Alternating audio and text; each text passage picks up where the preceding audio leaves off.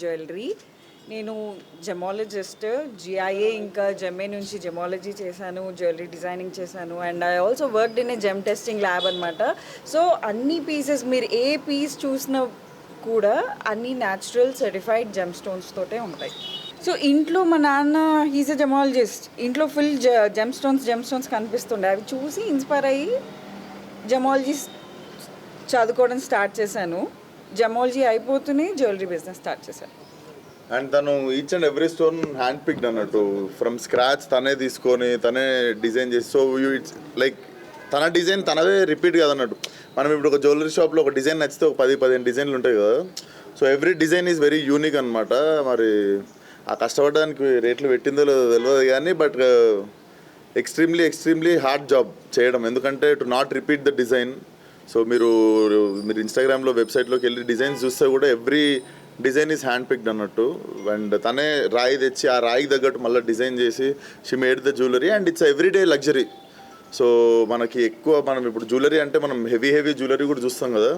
But her intention was to give everyday luxury jewellery to every one. Yeah, range చెప్పు, నీ range చెప్పు, pricing range చెప్పు. See natural gem stones sir ఎప్పుడు ప్రైజ్నే ఉంటాయి. ఎప్పుడైతే అవి natural gem stones any kind of enhancement లేదు అని అంటే మీరు భూమి మీద పెడితే ప్రైస్ ఇంక్రీజ్ అవుతుందా?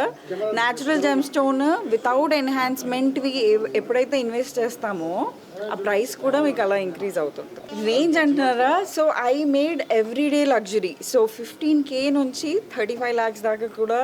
ఇప్పుడు నా ఫస్ట్ డిజైన్స్ ఏవైతే వచ్చాయో I made a very small batch of jewellery. అవి కూడా అన్నీ hand pick gem stones rough కొని ఫేసెట్ చేయించి కటింగ్ చేయించుకొని తర్వాత స్కెచింగ్ చేసి డిజైన్స్, దాని తర్వాత మ్యానుఫ్యాక్చరింగ్కి వెళ్ళాయి అవి.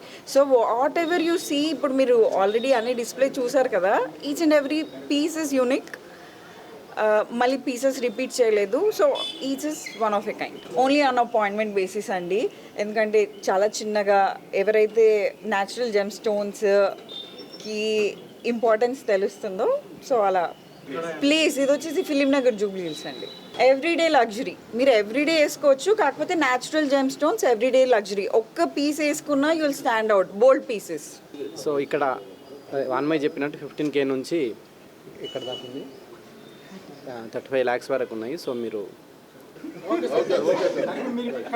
నీ ఫేవరెట్ స్టోన్ ఏంది మామ? నీ ఫేవరెట్ స్టోన్ చెప్పండి అంటున్నారు.